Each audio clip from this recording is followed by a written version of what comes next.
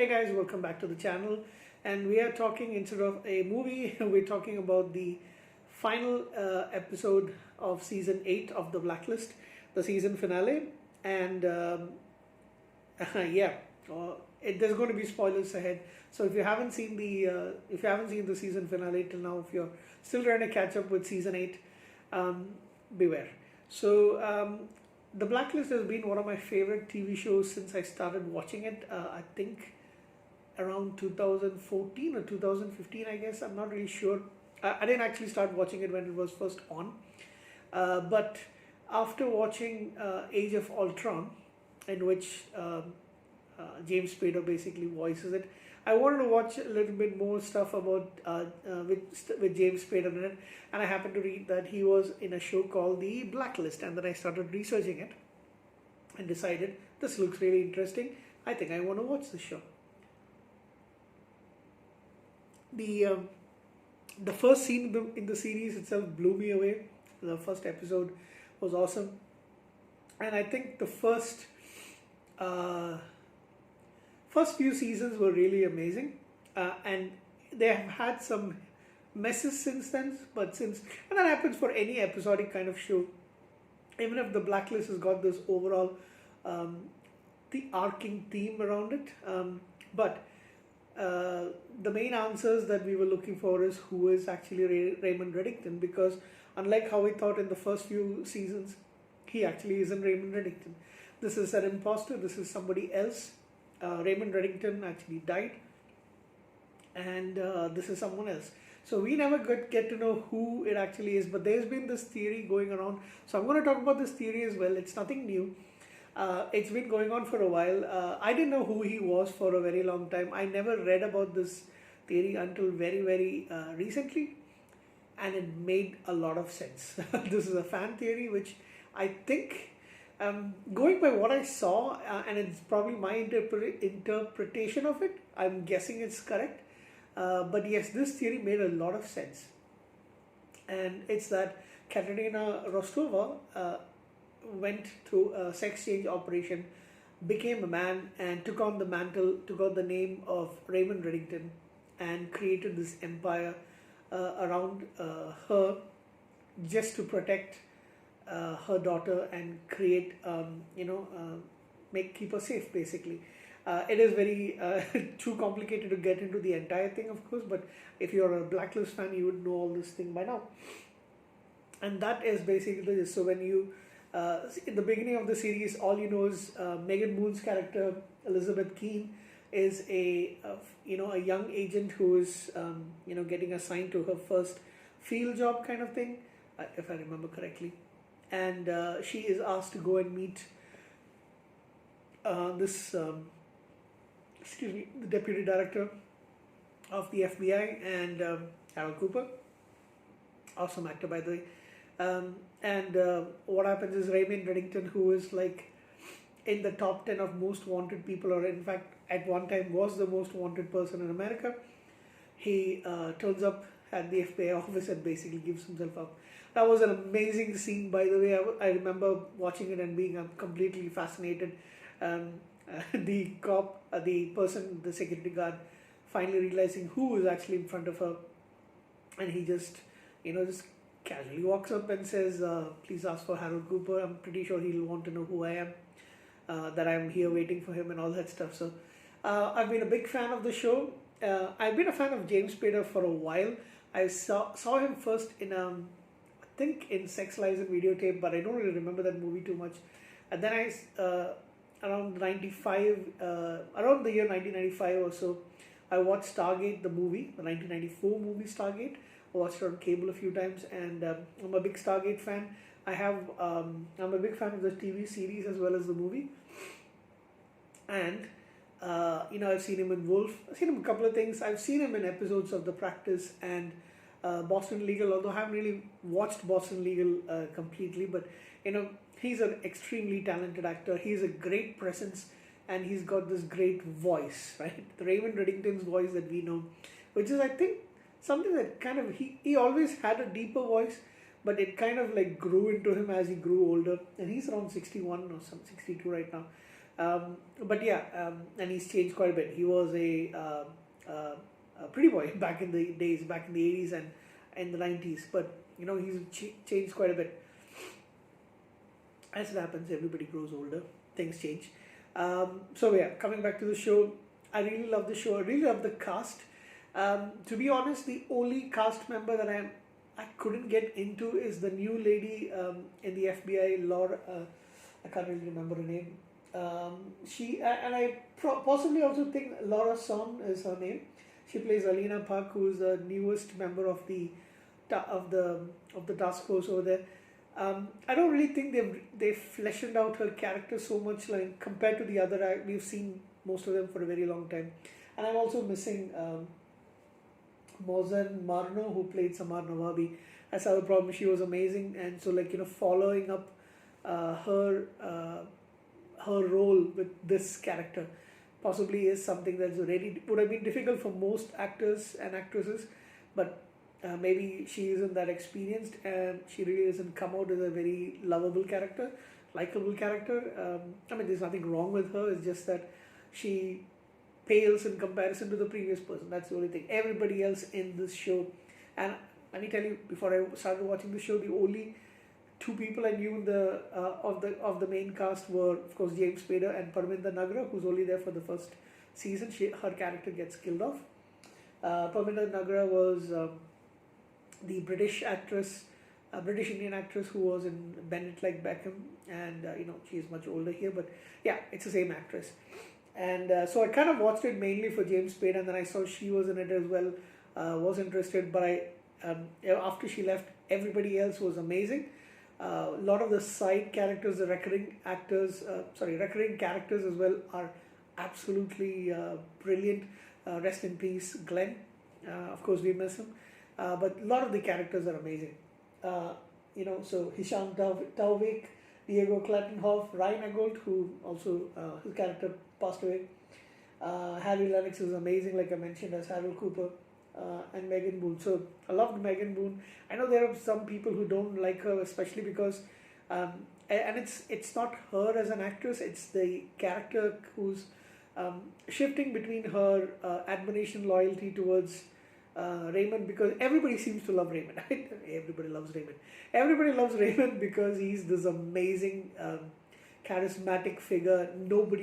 I don't think there's ever been a character like him in television history and movie history as well. He's a really unique character, and James Spader's really brought out that nuances of the character and all those things. Imagine you going to a house, seeing one of the most dangerous men in the entire universe is sitting in your kitchen, going through your fridge, looking for and trying to drink milk and asking you, "Do you have any cookies?" That kind of that's the kind of character that Raymond Reddington is. So I think this is probably one of the very best characters in television history I've seen for a very long time. And it'll go down in history as, especially for drama shows and stuff.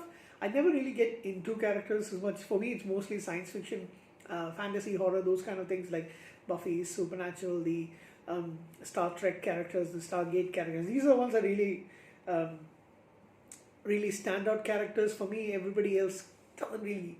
And I like a lot of characters, like for example Remington Steele, Knight Rider, and all those things. But it's been a very long time since a non-sci-fi, non-supernatural horror TV character has actually stood out so much like this person. So I think that's another problem, because nobody likes anybody who goes against Reddington. So because of Liz's character flip-flopping between being on his side to not being on his side, but that's the writing. You can't really blame the actress for that, and she's absolutely a lovely actress as well.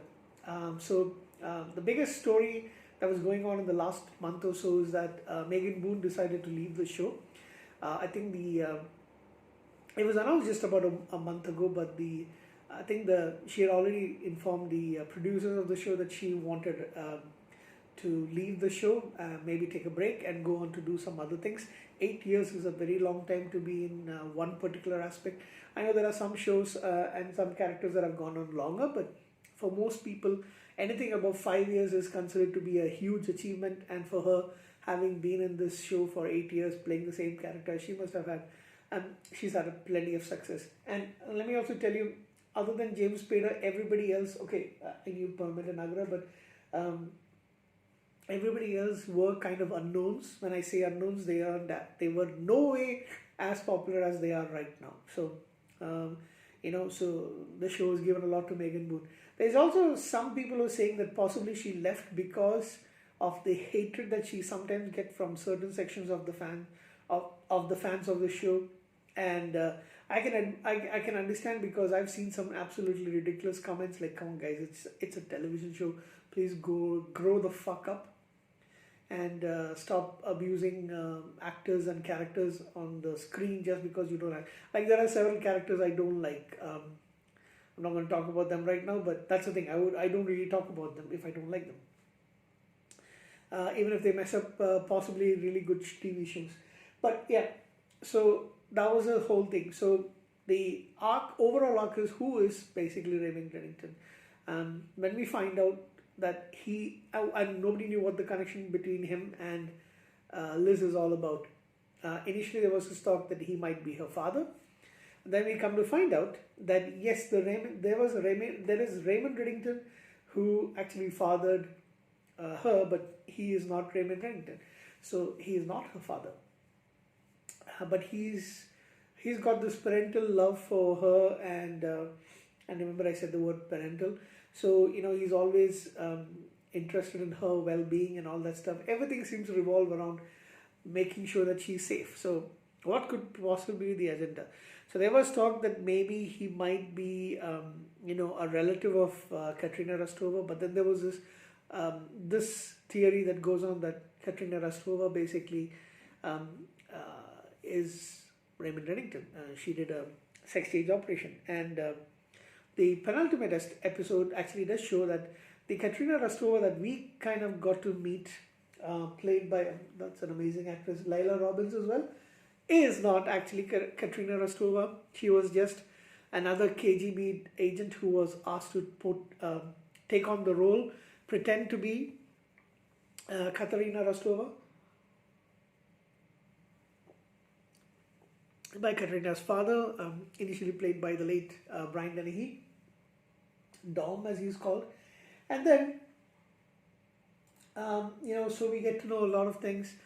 The main villain of the last season has been killed in that penultimate episode. And then we don't really know what's. I was really looking forward. Okay, there's just 2 more episodes left. I know something major is happening. And then I heard the rumors, which has been going on for a month, that she's going to leave the show. So how would they actually let the character go off? Will they choose to have her and her daughter live off in some non-extradition country, like maybe say Switzerland or the Turks and Caicos Islands, some place where they don't have extradition towards the US, and live in secrecy with her daughter, but live comparatively safe, aided by the money and the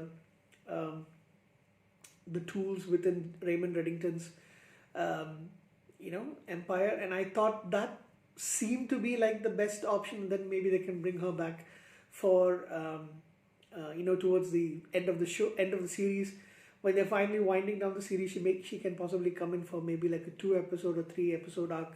And I'm pretty sure she would have done that if they'd asked her to do it. That is what I was hoping, and I think that's a lot of what Liz's fans were hoping, and Megan Boone's fans were hoping.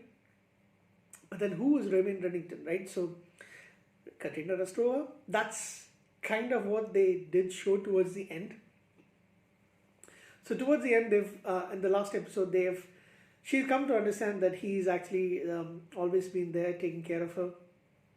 And he asks her to kill him so that she gets a name, and which is kind of odd. He said he's dying, he's really ill, even though the medicine seems to be working, the treatment seems to be working. He says he is dying, so he wants Elizabeth to kill him, shoot him dead, so that it can be captured on camera, and that she gets notoriety, and she gets, okay, this is somebody who's who is going to be somebody to a force to reckon with, and she gets that it's not handed over to her. She's basically taken over the reins of the of Raymond Reddington's organization, and she becomes no somebody who's a little powerful and somebody who most people will stay away from, and most criminals will stay away from. So that's the plan, and he tells that there's this envelope of the explanation of who he is, but he tells that I'm not giving it to you now. I'll give it to you after this last task and final task is done. Initially, she is against it, but then a chance meeting with somebody makes her decide, okay, she's going to do it. And she says she will do it, but she can't do it at the end. Raymond has actually said all his goodbyes to his friends, but they don't know it, but he's actually said goodbye to them. Has said a fond farewell to Dembe, who reluctantly goes along with the plan. And then she stands outside the restaurant that he had a party at, and she holds a gun to him, but she can't find it in her heart to kill him. And then suddenly she is shot from behind by one of the henchmen for I forgot his name, for Neville Townsend, and then he is shot dead by Raymond Reddington. And then you see Liz's memories all flash before her eyes from her childhood to moving to the United States, living with her dad, played by William Sandler, the adopted father. Dom's character seeing, becoming an agent, meeting Tom, her husband, getting pregnant, meeting with everybody else, and all that stuff flashes. And then there's a couple of scenes where Katrina Restover's face transforms into hers, and then you see Liz's relationship with her daughter, and then that kind of like gets you the feeling that she smiles the end, and kind of like you see more of Katrina with the daughter, with Masha, basically Liz Keane when she was a baby, when she was a young girl, and you kind of get it. And Raymond is trying to hold her, and she seems to kind of understand, and that's what they were trying to imply, I guess, that yes, the theory is right. This is actually Katrina Rostova who changed into a man. But that was really disappointing, guys. I mean, it was very, very disappointing the way that they killed her character. He has to rush away. Dembe takes him away, and then Wrestler and the others, they come onto the scene and they try to. That's what basically all you see at the end is the scene shot from above, and it's implied that she's died, but she dies now knowing who Raymond Reddington actually is. That he's actually Katrina, who has gone through the transformation. So next season, they have not announced it that season 9 is going to be the last, but I have a feeling that season 9 is going to be the last. Does it make sense to go any further? No, the entire thing was actually all around Liz's character.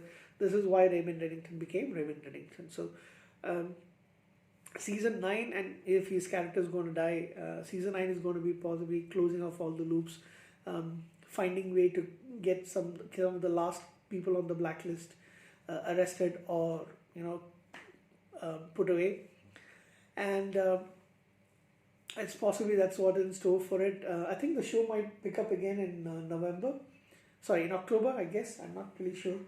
I'll have to check that out, but this was a very bad way to he doesn't actually come out and say it, and we were all waiting for something like that, for him to actually say the entire truth and be honest, completely honest with Liz, and she doesn't actually get that. Her character doesn't get that. Now, because it's the blacklist, because it's television, and because you don't actually see her getting killed, see her dying, there could be a chance that they might bring her, she actually recovers and goes and stays in hiding, and they might bring her back for the last couple of episodes of the show. I hope that's what's going to happen, but I'm really curious as to what's going to happen the next season. What do we have to look forward to, is what I was thinking. If Neville Townsend hadn't died, this is the other theory that I possibly had. Neville Townsend actually kills Liz, and then season 9 they're going to go for a all-out war between the two masterminds of of criminal activities, and in the end, possibly Neville Townsend dying. And sorry guys, my my space actually ran out of my phone. So yeah, as I was trying to say, that possibly the other theory that I possibly had, or this is probably what's going to happen, is Neville Townsend actually doesn't die, and is the one who actually kills Liz, and then because she is killed, Raymond has got nothing left to look forward to. So he and Neville Townsend go for an all-out war for basically for Raymond to get revenge, and the task force support him no matter what. And towards the end of the show, excuse me, that's a 7 Up talking. And at the end of the series, Neville Townsend is killed, and Raymond gets his revenge, but he also dies, maybe of the illness or getting shot.